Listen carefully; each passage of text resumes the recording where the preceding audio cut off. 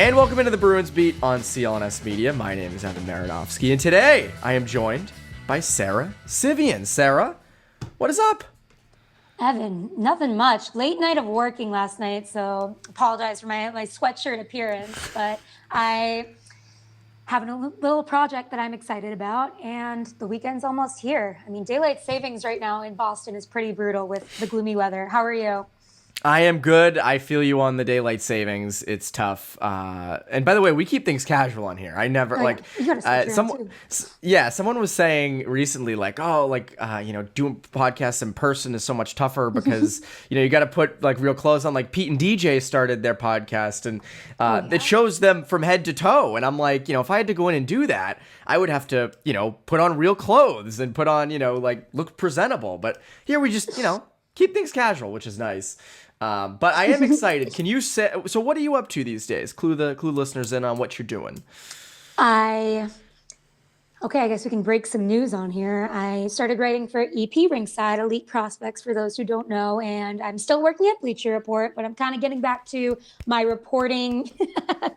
Congratulations. Getting back to my reporting roots here and doing more player and coach interviews, deep dives into teams, and I'm excited to add it back into the mix, and I'm really excited about my first article whenever it drops, so look out for that. Yeah, and I won't give away who it is, but it is a New England native, so that is very much so. That is so that for someone like me, that is, and for the listeners, that is something that people should be looking out for. It's funny, when you tweeted out it was with the most interesting coach in the league, for a second I was like, is she talking to Cassidy? But he's up there. I think Bruce is up there with one of the most interesting in the league. But it's someone that I think people are really, really going to enjoy. So the Bruins.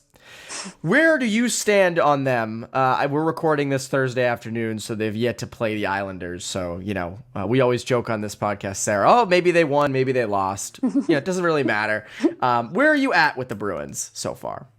God, they gaslit me last year, and it's so hard to have a concrete opinion about them after the most whiplash of all time with the team, right? It's so hard to think. But I've thought about people like Dom Luszczyszyn and Charlie O'Connor, two analytics gods in this industry, have talked a lot about how playoff sample sizes are so small that the regular season really is indicative of if it's a good team or not. So I'm going to say, yes, the Bruins are a good team again, and they have a solid foundation, and maybe bad luck, loss of clutch factor hurt them last playoffs. And I mean, we can debate the philosophy of if it matters if you're a good team in the regular season, if you don't have that clutch fun factor that you play all season for, right? And I know it didn't matter to the Bruins. Brad Marchand, now captain, said that a million times last regular season, and it hurt them when they lost. But they're good. They're beating the mid-allegations once again. Well, that's the thing is, like, you look at this team, and like I had them going into the season third in the Atlantic and competing and being a playoff team. I think there were people out there who were like, they're gonna suck, and it's like, no, they're not, because you've still got the tandem in net. You've still got your D-core returning minus Orlov, but again, like, he helped offensively, but defensively in his own zone, that was never sort of the strength. And then up front, like, I kept saying, with this was pre-Patra, with Coyle and Zacha, you can get by with that. Like, you have enough guys there that you're going to score just enough. And it's interesting. I thought the Atlantic would be a teeny bit better than it is. Like, I think granted, it's the first month and a half of the year, but my God, the Leafs. Every night on Twitter, a new clip emerges of either, someone with their foot in their mouth or a terrible defensive effort like they had Wednesday night in Ottawa. I mean, that's the other thing, is that the Bruins might just like stumble into being the best team in the East again, which is not good. It comes back to goaltending, right? When first of all, you sign Matt Murray to that contract knowing he's injury prone, which is kind of a fallacy, but he just is. You don't want to take that risk. And then here he is again, and he hasn't been great the past few years. I have wanted nothing more. Well, I don't know, that's a little dramatic, but I've wanted to see him succeed. And then now he's just out. It's number one on your list of wants. You need number one, Matt Murray. World peace is number two. Number one is Matt Murray. Please succeed. Yes, I'm empathetic to people in the sense that I feel bad when goalies take brunt of criticism. But I mean, why did they sign Klingberg knowing he had been his stock was way too high because he was one of the people rumored to be available for so long, and he was an offensive defenseman. That's the last thing they needed. They needed a defensive defense. They needed to play defense, and I think the Ryan Reeves signing is negligible. Like, they overpaid for him, obviously, but I don't think that's making or breaking anything. I think it's the goaltending that it's a folly of when you fire GMs and you go through GMs like this, somebody has a different plan, someone else has a new plan, then you got this guy coming in and is like, they need more grit. And I still to this day think they did need more grit. Tyler Bertuzzi just got his first even strength goal with them, which you didn't expect that. You'd expect him to pop off more, but he is kind of a playoff player. So we'll see what happens then if they make it to the playoffs. But that's the thing. It's just the defense. I mean, it doesn't even really, you got Austin Matthews scoring 10 goals a game. It really is about the defense and the predictably bad goaltending. I mean, it's funny because I feel like the Leafs and the Bruins are sort of juxtapositions of each other, right? You have the Bruins who are not stacked, aside from David Pastrnak and even Brad Marchand, with guys who produce a ton. But on defense, you have good, solid defensemen. Although they're injury ridden right now, and McAvoy with a suspension, and as strong as any team in net. And then on the other end, you have the Maple Leafs who are incredible up front. Bertuzzi, again, I agree with you. Like, going into this season, I thought, my God, you put Bertuzzi with Matthews and Marner, or you put Bertuzzi with any of those guys, and he's going to pop off the way he plays and the way that he kind of gets to the front of the net, all those things. And that hasn't happened so far. But again, like, you go back to, like, how many years, Sarah, has it been that defensively we've been like, hey, they need a legit two-way number one defenseman. That's the big thing in the NHL now. Your McAvoys, your Makars, your Foxes, even your Quinn Hugheses of the world. You kind of need one of those defensemen to go far in the playoffs or to kind of pack a punch, and they don't have that. And they haven't forever, and they've tried over and over and over again. I know we're turning into Maple Leafs beat, but they've tried over and over again to do this, and it has never. They can't figure it out. So I'm very curious to see what they do. You also have the Senators, who are struggling. There's all that talk with DJ Smith as head coach there, and the Lightning don't have Vasilevsky, and I want to see the Bruins struggle a bit this year. I do. I want to see the Bruins face some adversity throughout the regular season, and so far from the Atlantic, it doesn't look like it's going to come from there. Maybe that's the league and the division is in cahoots, where it's like, okay, we have to make this regular season really easy for the Bruins again, so they choke in the playoffs again. Like, that's the master plan. That's really like galaxy brain level thinking. It is it is a good point, though, that the tests and the adversity that you face really show up in the play. I mean, you see that with the perfect example is the Panthers that won the President's Trophy and didn't go far, and then they struggled and grinded the end of the season. It's just funny how philosophies and mentalities really do create a playoff mentality and get you into it in the right way or not. But the Senators, God, their fans were unexpectedly obnoxious. Like, everyone's counting us out. And I'm like, well, I'm not going to. Should we be counting you in? Yeah. There's so many teams that could be on that bubble. And I think maybe I've done a lot of analyzing of the West and the East. And it's the popular opinion that the East is stacked and the West isn't. But that doesn't mean the West talent is worse. I think the West talent up top is even better, but there are Agreed. So many teams in the East that are bubble. That doesn't mean that they're better than it's a better division. It just means that, okay, the Senators, the Red Wings, the Leafs, the Leafs should be better than they are right now. Sabres. Whatever. Yeah, the Sabres, they're all going to fight for this one spot because they're all above average, but not totally elite. Yeah, there's more okay teams in the East than in the West. Obviously, the West, you got like the Sharks, but then at the top you have Vegas and you have Colorado and these teams that are very, very good. So I agree with you. And the other thing I think is an interesting point, I think I was on with Hags yesterday and he made it, is like, the Bruins are a totally different team than they were last year, right? Defense, goaltending, grinding out 3-2 wins every night. Nothing is ever safe. They've got to hold on to every last minute. And like, there's a good part of me that thinks, hey, that's a good thing for the playoffs, because that's how you win in the playoffs. You have to know how to win those games. But is it taxing on a group of guys for 82 games to kind of face that almost every night? And then to go into the playoffs, it's like, okay, we have more of these to do. I wonder what the balance is of that, because I think you want to have a lot of those games, but I don't think you want every game to be like that. Not to say that every game is going to be like that for the Bruins, but I think a majority of the games are going to be one goal, grind it out type wins. And I just wonder if that's sustainable for the playoffs too.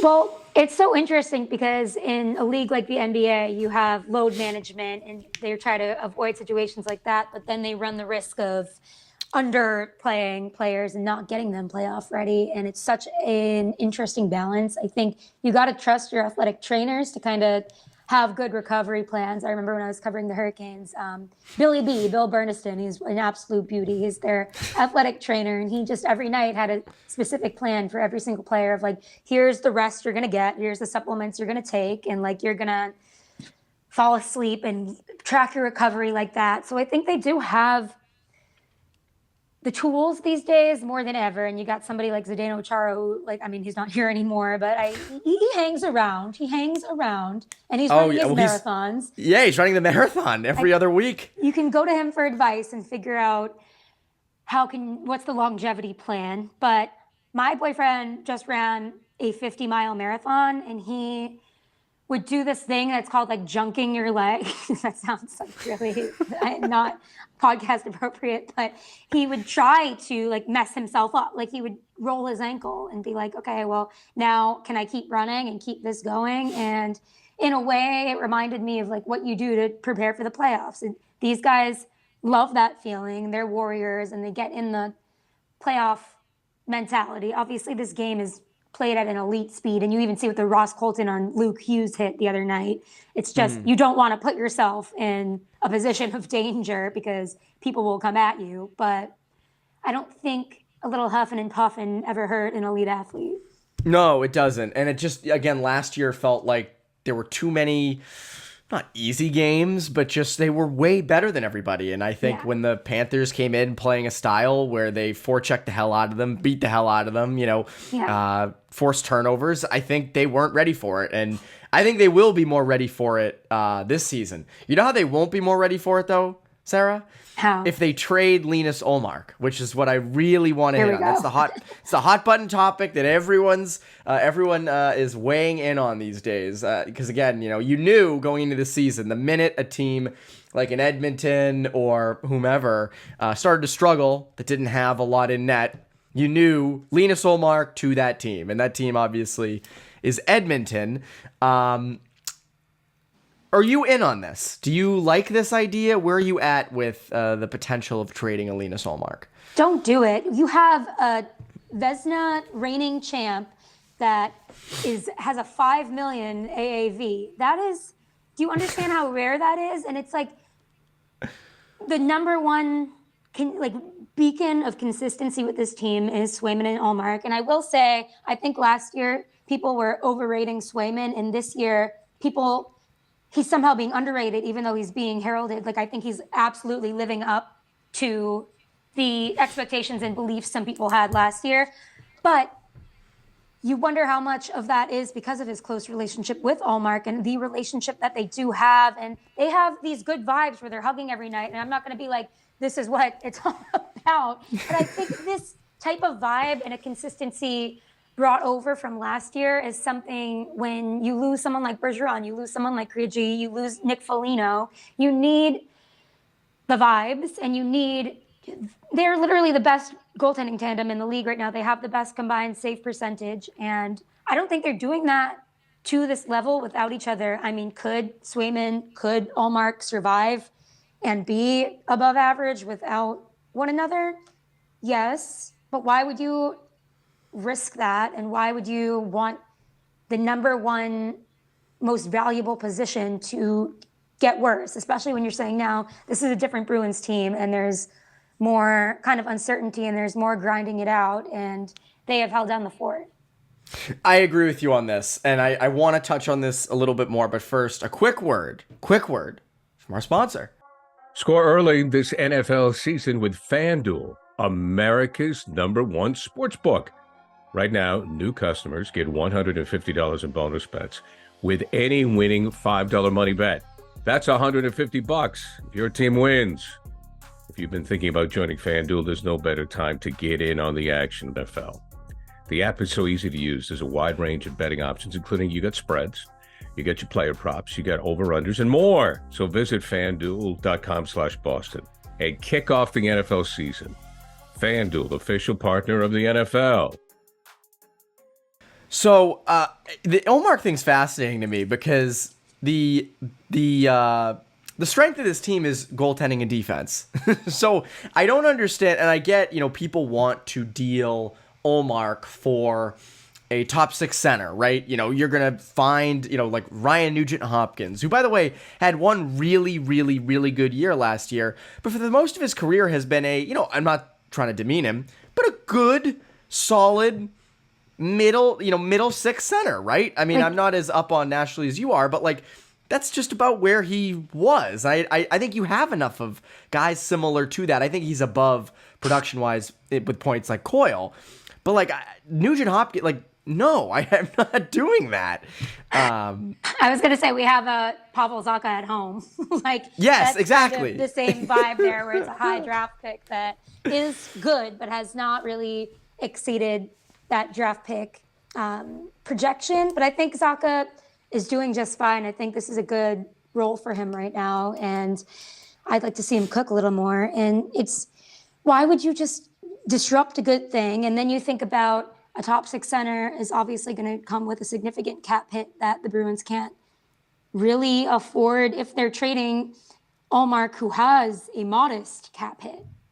So there's a lot of things to think about. I mean, obviously, if it's Draisaitl, you're doing it, but that's just not going to happen.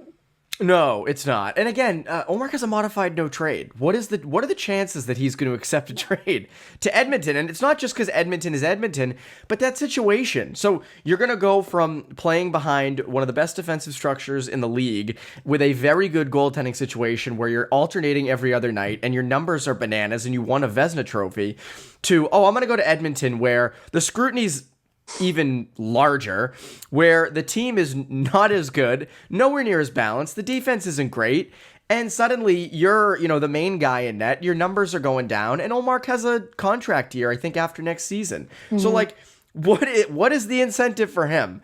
But again, with just the Bruins in general, I do think, I want to see them alternate goalies in the playoffs. I know that everyone says it can't be done. I'm telling you, with this group, with the way that they are set up, if you're going every other night all season, do it in the playoffs. And I hear it all the time, people being like, well, what if you need to win a game? Well, then you pick the guy who's doing better. If it's game 6 and you want to get a win, if Swayman has been better in the series, you go with him. If it's Ullmark, go with Ullmark. It's not that difficult. But I don't understand. I don't understand that the wanting to do it now, especially with Patra emerging as he has. I want to see him in a top 6 role. I want to see Zacha and Coyle sort of settle into what their roles are going to be this season.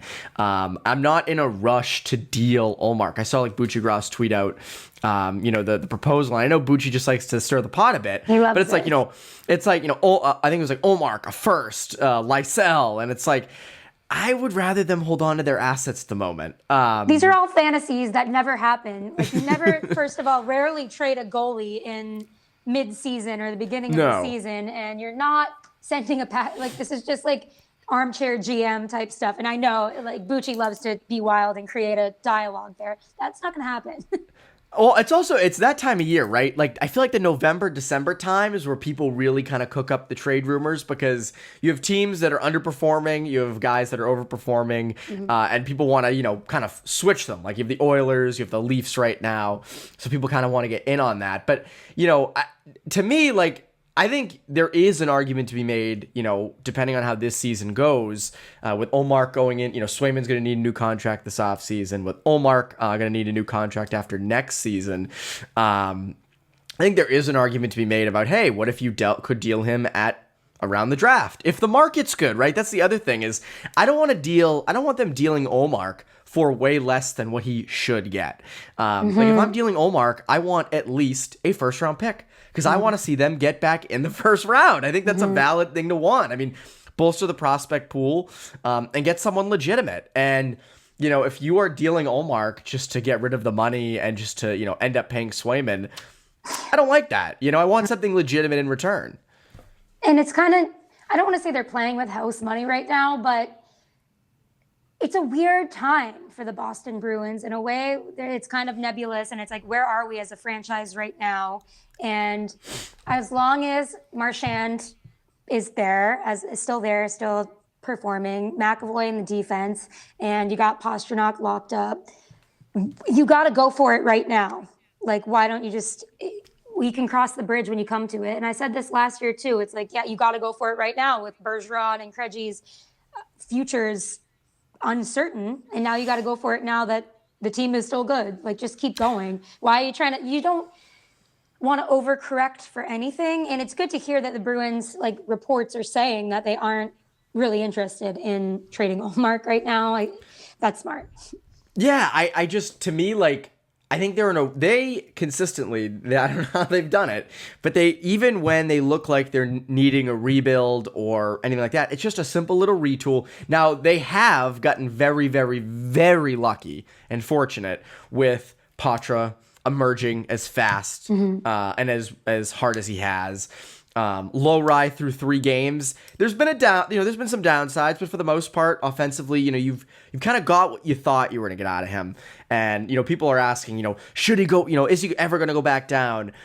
I think we need to see a little more out of Low Rye before we start saying, oh, he's definitely a Bruin for good. Yeah.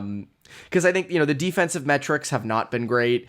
And I think I was reading today on Natural Stat Trick, like 60% of his 5-on-5 shifts have started in the ozone. And again, his defensive analytics are not great, and, you know, the Corsi and all that fun stuff isn't very good.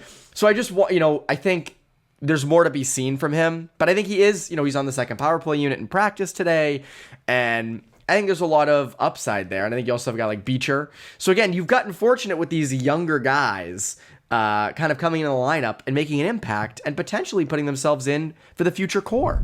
Quick break in the action to tell you about our delicious friends over at HelloFresh. With HelloFresh, you get farm fresh, pre-portioned ingredients and seasonal recipes delivered right to your doorstep. Skip trips to the grocery store and count on HelloFresh to make home cooking easy, fun, and affordable. That's why it's America's #1 meal kit. A crazy schedule can make it easy to fall back into your dinner time recipe rut. But keep mealtime exciting with over 40 recipes to choose from every week. There's always something delicious to discover with HelloFresh. Turn to HelloFresh Market for yummy add-ons and enjoy the season's limited time fall flavors lineup. It's that time of year, right? Things get you in the mood, like apple cider cake with caramel sauce. All the ingredients come fresh, from the crushed tomatoes to the Italian chicken sausage mix to the Parmesan cheese. It's delicious, and I feel like a chef when I'm doing it. What's better than that? And this is a busy time of year for me with hockey starting up. I don't always have a ton of time, so this recipe makes it quick to enjoy something amazing. So join in on the fun. Go to HelloFresh.com/50Bruins and use code 50Bruins for 50% off plus free shipping. Again, go to HelloFresh.com/50Bruins and use code 50Bruins for 50% off plus free shipping. HelloFresh, America's #1 meal kit. Now, back to the show. I like the offensive zone stat there, and it shows you what we talk about when we talk about Jim Montgomery sometimes. It's kind of setting up certain players for success and proving themselves right and whatever, giving them the best opportunity that they can get, even though, yeah, that means he's got some defense to work on, and I think that's pretty clear. But it's really interesting with these guys. Like, maybe we didn't expect certain come-ups, but it reminds me of somebody like Seth Jarvis, who is now a staple on the Hurricanes, who was the same situation, was going to go back to the CHL, and then they kept him up there, and he's been a staple ever since. It's just, it makes me wonder who are players like this that never got this opportunity for whatever reason, just because of there weren't so many holes to fill and not enough cap space to go out and fill them. And then this player comes up and gets this golden opportunity and actually takes it. There's so much young talent in the league right now. You even look at the rookie class, and it's like Bedard might not even win the Calder because there's so many good people in the conversation right now. So it's really interesting to see. Yeah, I agree with you. I think the way this league has trended in terms of younger guys can come in and make an impact immediately, I think is interesting. You know, the fact that, and again, not, you know, there've been occasional 19-year-olds over the course of the league's history that have come up and made an impact. But nowadays, you do see guys come right out of college and, you know, usually they're higher end guys, but they make an impact. And like, I also wonder with a lot of these top prospects, like a Slavkovsky, a Shane Wright, there's a lot of pressure on these guys from a very, very young age. And, you know, there's no perfect way to handle like a Slavkovsky in that situation. And that's the other thing is like, you have to be so careful with the development of these younger guys with a lot of hype. Yeah, there's no right way to do it, but if someone's going to mess it up, it's going to be the Habs. Yeah, exactly. And they seem to have a good staff up there. That's the other thing is like, they do. They have a good staff. St. Louis, Kent Hughes, like they do. And I wonder, you know, again, you see like the Athletic is doing redrafts of like the 2022 draft. It's like we're a year out, you know, like but we really far enough away to do that. Content, baby, content. It is content. You know what? That's what we need. And I get that. But it is interesting, like with the Slavkovsky at the time, it was, you know, him versus Shane Wright. And it's funny that like Logan Cooley is the guy from that draft class that is performing. And Arizona sort of hit on him really well. And I think it's sort of, and again, like, you know, with New England Hockey Journal, I'm always doing player development stuff. You now with Elite Prospects, doing player development stuff. Like, it's so hard to tell with these drafts because, you know, kids will come in really hot off a great tournament performance, but it doesn't exactly mean that they're going to be a star at the NHL level. Absolutely. And it doesn't mean they aren't. We could all use a little more patience, but in the economy of having takes, in the economy of needing to prove from a scout, like I'm sure now that you talk to scouts on this level that like most people who cover the NHL don't usually get to do, I'm sure you know the pressure some of them have, and people in the front office in general to take the safe pick, even if it's not the pick they like really wanted in their heart, so they don't get fired. Because if you miss on the safe pick, then at least it's still like, okay, everybody thought this person was going to be good. But if you swing for the fences and you get something wrong, then your ass is kind of on, I don't know if I can swear, but it's on You can swear. Okay. There's a swear podcast. Okay, perfect. It's on the hot seat. That's why I love Barry Trotz in his new GM role. He came out swinging and was immediately like, I want my staff to take risks. And I've never seen that in hockey before. I guess that's kind of going on a tangent, but it is like, you never really know how a player is going to perform now, 5 years from now, whatever. And there are so many different factors, like where can they slot in the lineup? What type of calls is the coach making with his lineup? Because it is his lineup after all, and he gets the final say. What kind of, like, I don't know, what has this player gone through? You think about the pandemic and someone like Lafreniere, it's like, I don't blame him. I'm really happy that he's getting off to a good start this season, because I can't imagine coming in being the 2020 number one overall pick and you have this uncertain future when you thought you'd have this kind of clear, straightaway path to NHL success, but maybe that sets you up for a better career than you ever thought you'd had. We were spoiled by Austin Matthews, Connor McDavid, etc. Then you get Jack Hughes, and look at him now. A younger player who came in at what, like 18, small, you know, like 160 or 170 pounds. And now, and he's, and again, there was talk, I remember that first season, he's a bust. He's never going to pin in anything. And it's like, be patient. They're young. Like, there's going to be a lot of times this year when Matt Patra has a bad game or has a game where you never notice him. And you've seen it already this year. And that's okay. He's 19.